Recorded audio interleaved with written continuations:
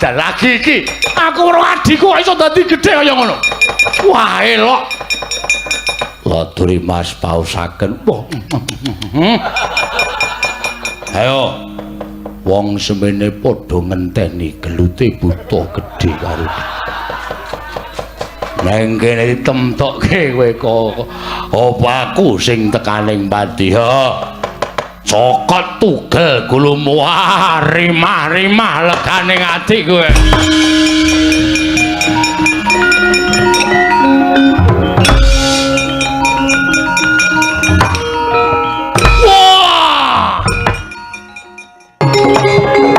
Uta Pandhawa tata Gati Wisraya Indriyaksa Sara Maruta. Wah, kaget aku. Wah, lah kok ana buta gedene semono mlebu ning Bali Marti Kunda Manik nganti ngrontoke usuk. Pripun Di? Menika sinten Kakang? Aku lho piyambak mboten mangertos. Panjenengan menika kudune luwih pana, luwih cetha, luwih pertitis nggone nyawang kalian yaksa menika. Lah kok dadak takon lho. Wong Mastu nama Sidam Skaring Bawana Langgeng. Ana yaksa kita sapa? Aranku Dewa Amral Bathara Gulu. Dewa Amral ya. Wigatine apa dene jeneng kita? Teka munggah ning kaewangan wis mangabad-abad uripku ning alam padang. Aku kepengin ninggalo tekaning pati mula ora ana sing iso nyampurnakke lawan patiku. Dumule aku duwe penemu munggah ana ing kaewangan sampeyan sing menehi penguripan nglawan aku sirnakno aku patenono. Supaya enggal mancing ana ing kasuwargan uriping Dewa Amral iki wis wareg mangan gempalaning jagat legiasi ning kahanan. Kakang Rata, punapi yaksa menika nyuwun pecah. Pejahi. Apa jare Pandhawa ora lupute dipateni kok. Buta sing kepengin njaluk mati ora dipateni mriko. Menika jenenge mboten adil. Nai ngaten kula kedah mejahi dhateng yaksa menika. Wong nyatane njaluk ruwat ya diruwat. Yaksa ana apa? Yen kita kepengin tekaning pati, ulun ingkang bakal nglebur lawan jeneng kita. Ayo, aku leburen. Ning kosok baline. Ora iso nglebur karo aku tegese ora pantes dadi dewa ning kayangan aku sing ora trima guntur geni guntur angin sirnakno yaksa iki Dewa Amral guntur geni guntur angin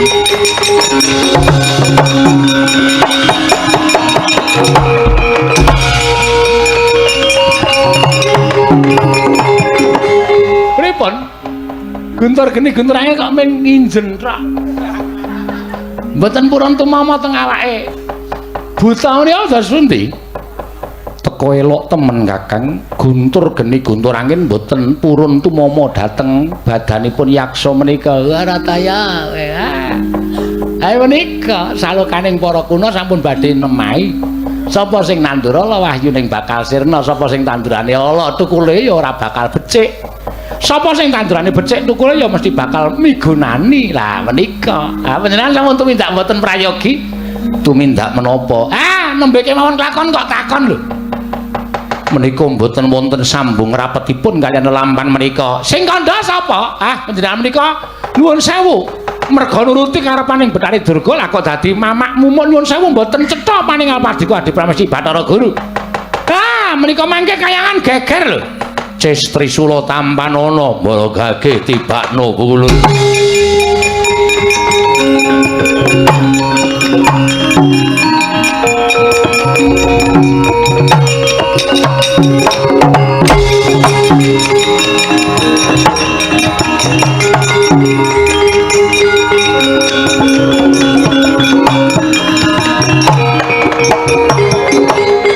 Pripun? Si es pripun? Cis, Cis pripun? Kemama lho mboten? Mboten Kakang. Ora saya pusaka kadewatan sing ampuh dhewe Cis Trisula Ratu Mama iki dadi apa kayangan dadi manggaken. Aduh. Yaksa aku ora iso ngruwat kelawan jeneng kita. Ora iso ngruwat karo aku. Mboya bisa kowe sing tak ruwat. Aduh mati.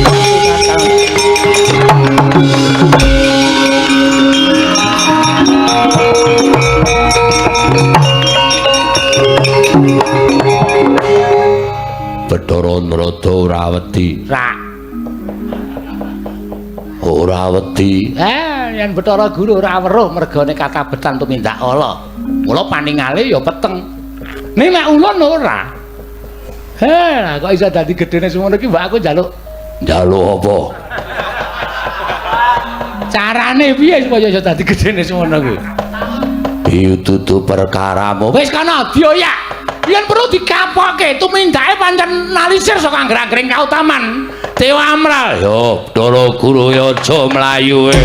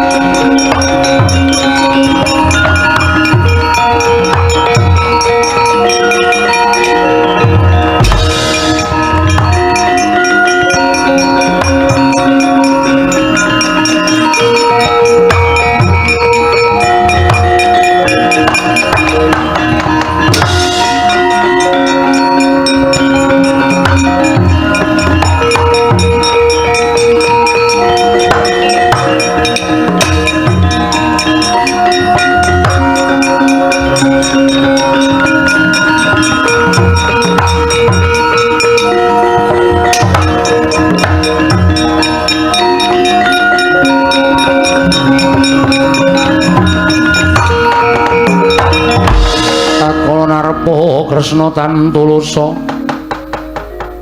anyokring mring Sang Resi Jahnawi Suta Setyaki wonten timbalan tembang rawat-rawat bineta mbok bakul sinambi wara pawarta binandunging Karna ento kadang-kadangku para Pandhawa ninggal negara Ngamarta. Lho, pewunden Pandhawa nilar negari Ngamarta. Iya. Tindak dhateng pundiran wigatosipun menapa? Pun Kakang dhewe durung bisa mangerteni. Mula pun Kakang tumuli nganti kelawan sira yayi. Kadangku ngarep borosi supaya tilik marang karan negara Ngamarta. Nah ngaten Prabu. Swawi kula dherekaken ninggal rawuh wonten negari Ngamarta. Dimas Harya Setyaki ya, ayo digelak lakune budal marang negara Ngamarta. Wah, Yai Kresna aku sing teko Yai.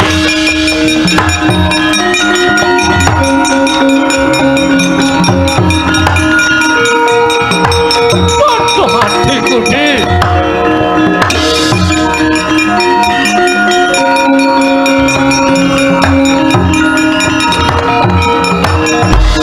Koko Prabu ya. Melajar wonten menapa? Yai kadangipun Kakang. Pun Kakang niatku bakal sowan ana negara Ndrawati. Nanging kepasang yogya katujuh ingin udiripun Kakang pinanggya kelawan sira Yayi ana ing marga. Siadhar tedhak menyang endi? Badhe sowan wonten negari Ngamarta. Lah, kowe tak kandhani, Yen to dina iki negara Ngamarta jebol. Lho. Sababipun menapa? Kresna. Aku krungu kabar tembang rawat-rawat bineta mbok bakul sinambi wara. Yen to kadangku para Pandhawa mapan ning sanggar pelanggatan.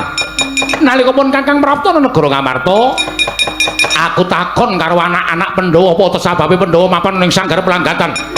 Gatotkaca Antarjata ora iso wangsulan dumadakan ora kanthi kenyono-nyono. Sanggar pelanggatan negara Ngamarta jebol. Ana buta ingkang gedhene kliwat ukur. Miturut kabar Pandhawa dipangan karo buta kuwi Kresna.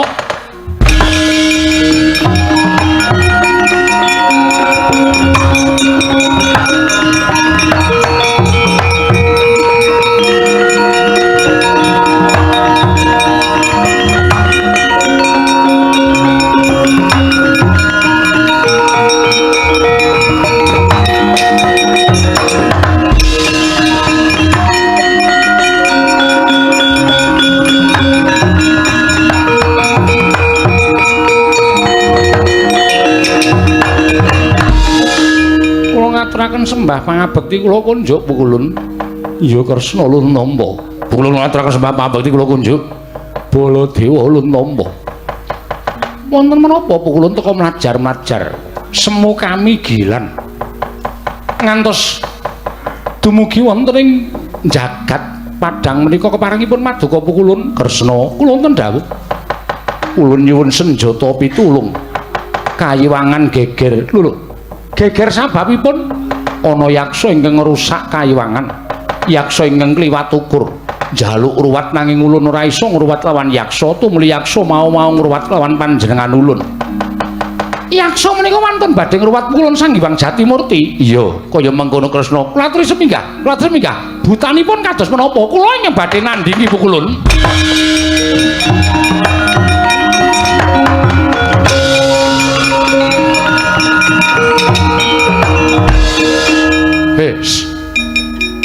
Kresna, wonten dawuh. Kok kowe arep nandhingi buta kowe iki? Saartiku ora taku perang to. Kula ingkang badhe nandhingi. Setyaki sampe melu. Wis mbokok ning ngono wae. Oh iya.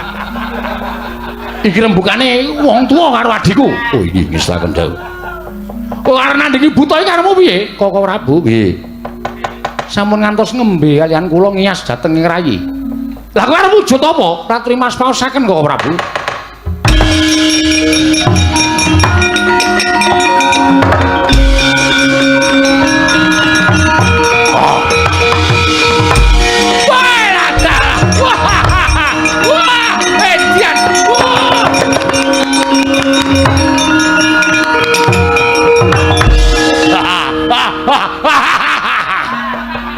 Wah, edan lagi iki. Aku karo adhiku kok iso dadi gedhe kaya ngono.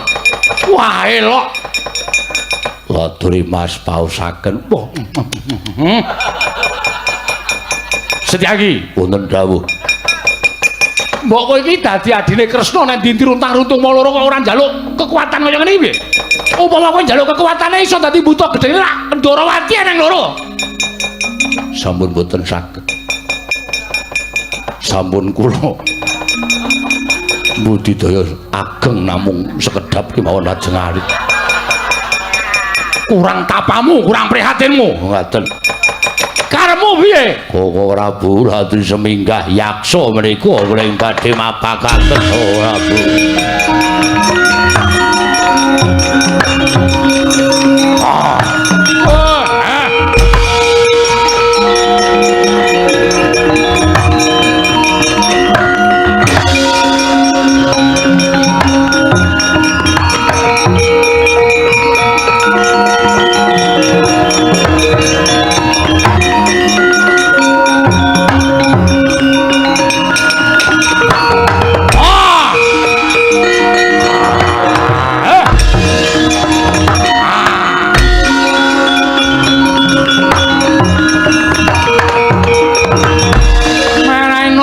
Bangaruna kadinetrane nganggo rapo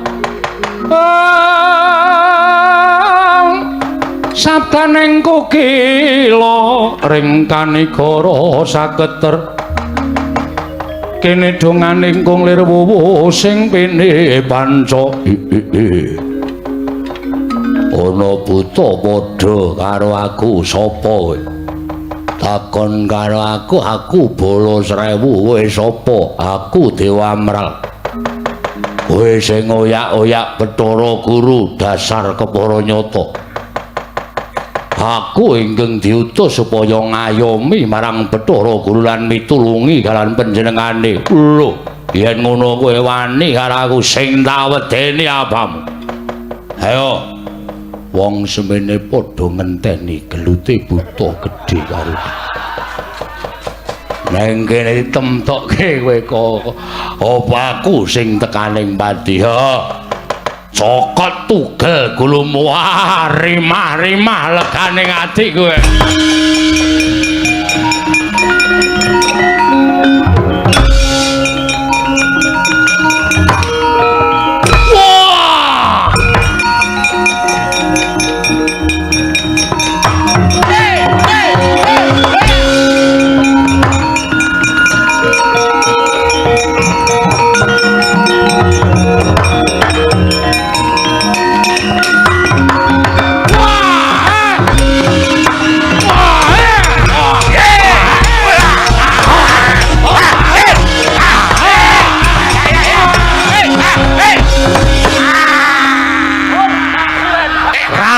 Geluting buta gedhe loro cokot cinokot banting binanting.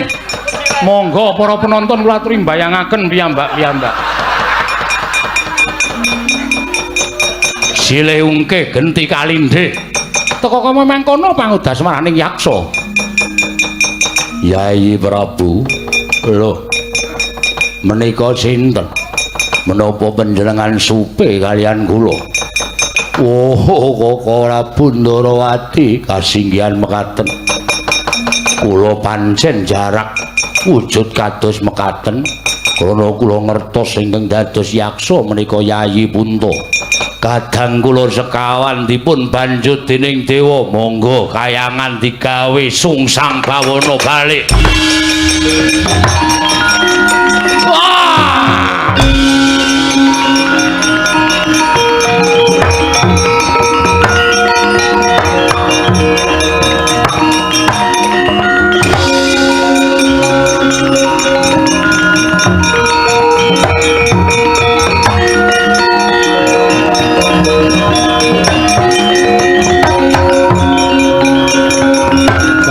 Semar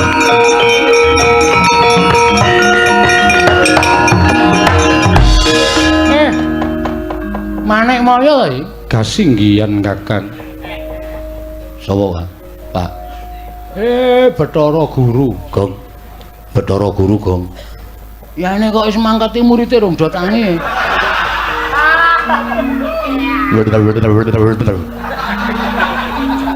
Kowe seneng karo cangkemku wae tukunen, Tru. Tukunen jengkulmu iki Bathara Guru iki dong ora. Dong no, aku sekolahe. Ha iya ning kudu guru sekolah. Bathara Guru dewa. Weh. Dewa to? Heeh. Dan iki nek adus suwe. Lho. Mergane keleke papat. Kok keleke papat? Tangane papat ora keleke papat. Entek-entek sabun iki. Bagong menengo sik tak jejeli tungkak cangkemmu. Tak jejeli sikut cangkemmu. Lho. Ani to menantu bapak ora. Kakang Semar. Kakang iki ngopo ta? Piye? Kula sampun ngrumaosi dosa. Kula lepat kayangan Suralaya lebur. Sebabe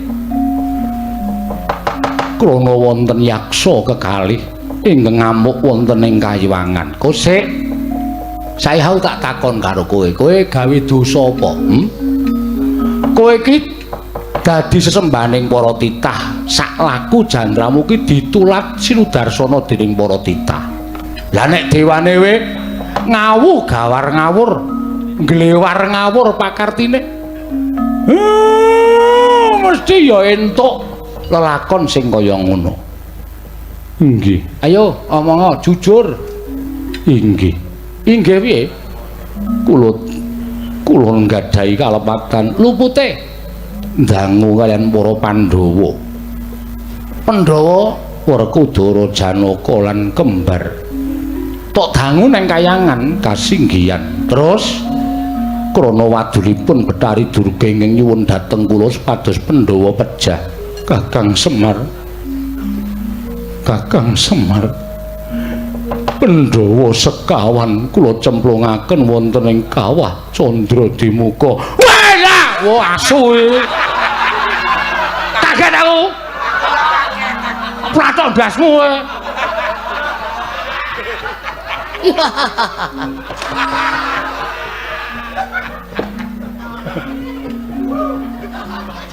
Kula pacul cengele tenan kowe.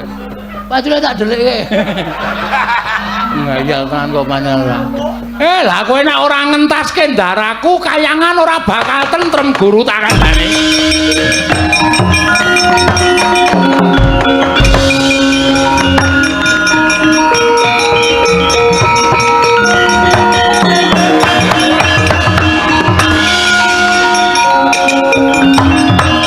Bong, yo melu bapak yo, nang ora anggetak wae antil dasmu. Aku ngerti nek iso sing do antuk-antuk ya aku ngerti. Mulane ra tak ya ngono ndak ora do tangi ora. Kowe iki upama ana wong misuh semene iki misuh kabeh lho, Gong. Sing ndher-ndher iki mripate isih abang. Nesu ora aku. Gelem tak laporke apa? Laporke sapa? Senengane ora. Lah tekan kono piye Tru mbok wis ngenteni kene. Wong awak dhewe iki nek metu esuk-esukan ki wiyaga susah. Mergane ora bubar-bubar. Ya iso nang kene wae. Ha.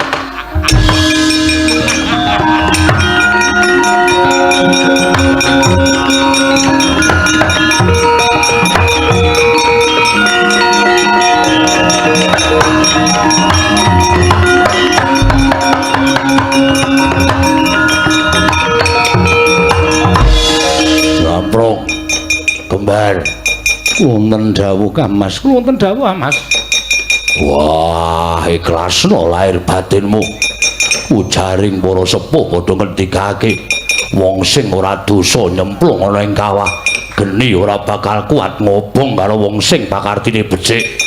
Sabaro yen pancen iki dadi srana gone ketemu karo wong tuane awake dhewe. Ikhlasna upama mati ya mati, urip ya muga-muga ana penguripan mapan ana ing kawah Candra Dimuka. Oh.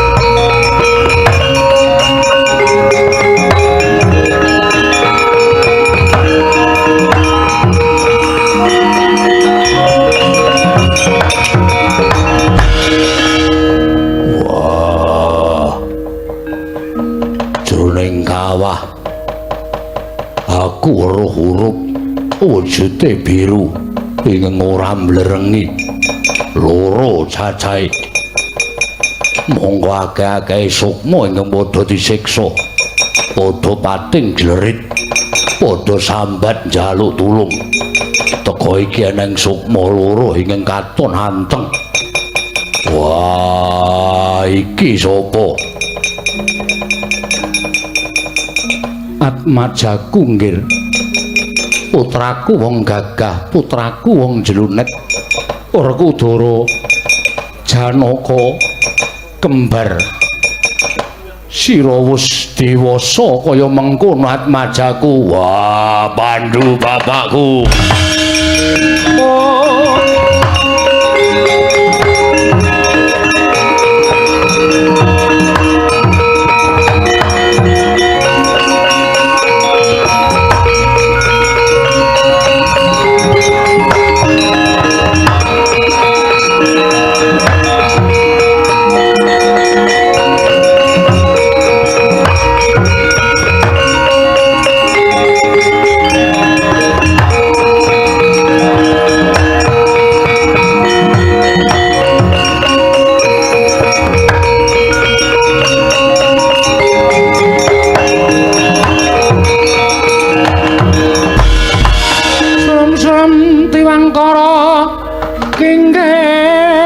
Manguswa kang layon denya ilang kang memanise wadananira layu kumel kocamrah nyomaratani.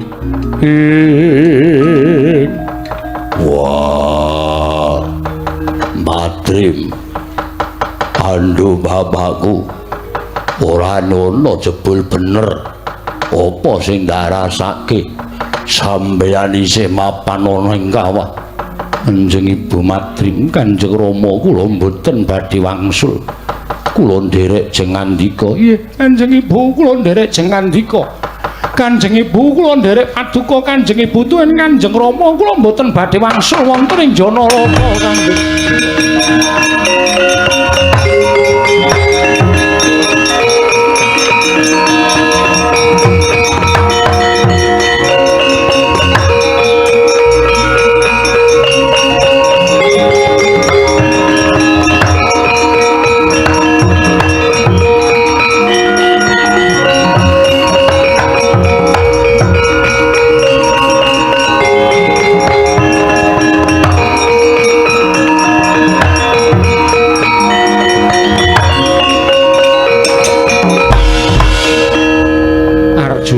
Werkudara kembar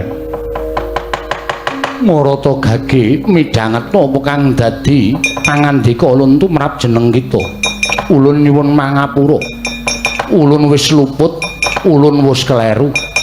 Nggih wong atuwa kita Madrim lan Pandhawa nyaur lawan piutange. Krana srana tapa brataning Atmaja wekasan bisa nyembuh kasuwarganing wong atuwamu.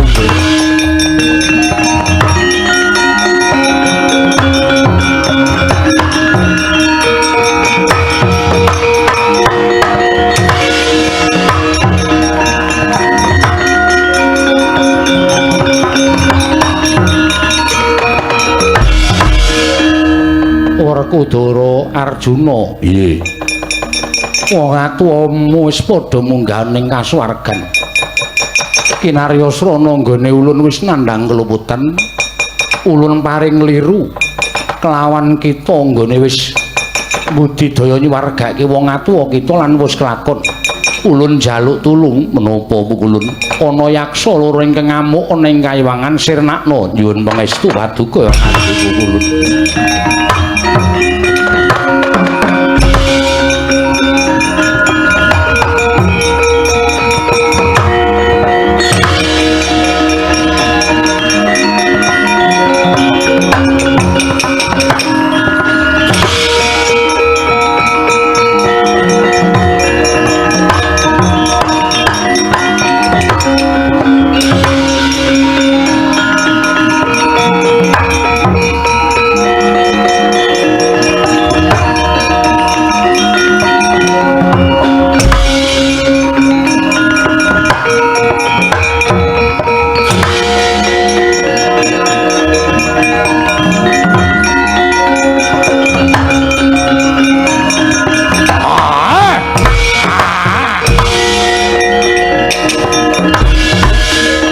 Yaksa kekalih wonten ing Kayiwangan Suralaya mila bubrah saperangan Kayiwangan krana kinarya gulung yaksa kedadosan saking nata ngamarta tuwi nata ing Ndrawati kenging pusakaning Dyanarjuna Dyana mung sak glagah babar jatining wujud yaksa kekalih asal mula bukane.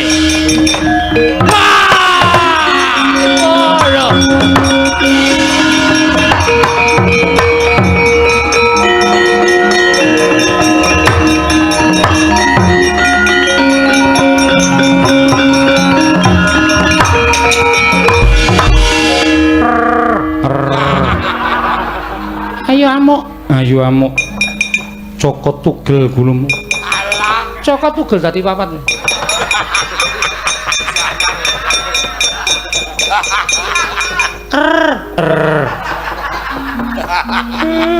Kok ya ora krasa wis cilik dhewe kok ora ucul. Ijik mempenge ra jamak-jamak. Sinuwun sampun sami babar jatining wujud. Kula aturi emot, Ndara.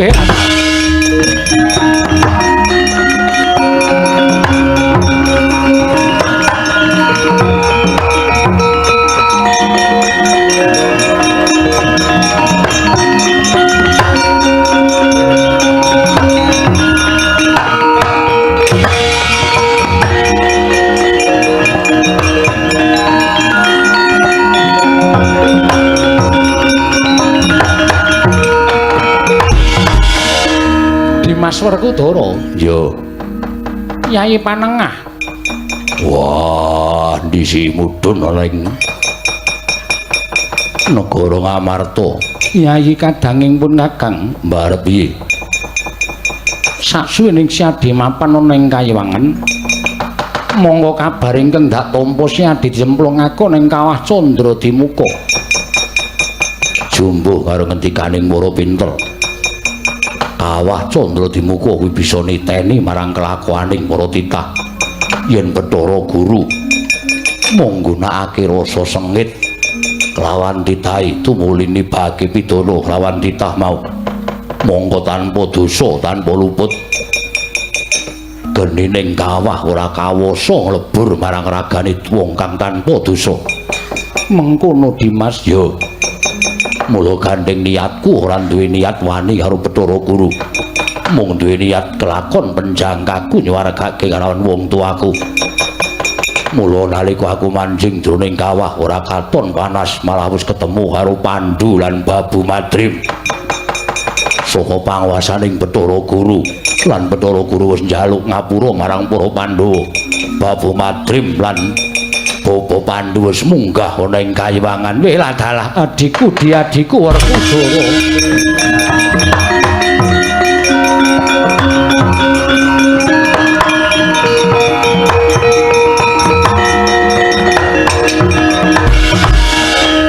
Yai, yen tanpa Siadi kabeh mau ora bakal kelakon dudu aku. Nanging Pandhawa 5 cacahe klebu mbarep kakangku Jlamprong lan Kembar kabeh duweni kekuatan anyurung marang wong tuane awake dhewe mlebu ana ing kasuwargan lan dadi srana nggone para Pandhawa kelakon penjangkane. Mbarep kakangku sekawit aku wis matur bocah ingkang di anakake dening wong tuane kudu bisa mikul dhuwur mendeng jero karo wong tuwa. Srana ngabekti kelawan wong tuwa lan ndongaake marang wong tuwa yen wong tuane wis ora ana supaya wong tuane disuda dosane enggal munggah ning kasuwargan. Apa sing ditindakake dening Pandhawa wau nyatane wis kelakon. Iya Dimas. Yai Werkudara gendongen Yai Darmajaya bali marang negara Ngamarta. Wah, iya.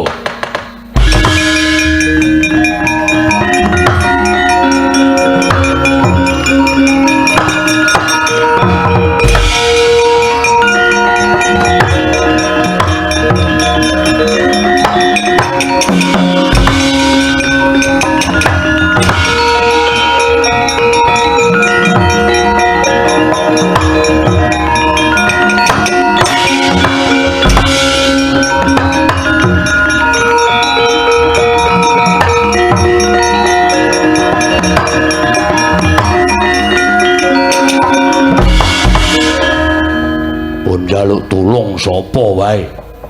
Pandhawa dijangka patine ora kelakon. Mboten sah nyuwun tulung sapa-sapa. Mumpung sami wangsul dhateng negari Ngamarta, ketoke padha bingar cahyane kelakon penjangkane nyuwargake wong tuane. Ajeng kula susulke wonten ing kasuwargan Pandhawa ben mudhar dina niki. Monggo nggih kula dherekaken.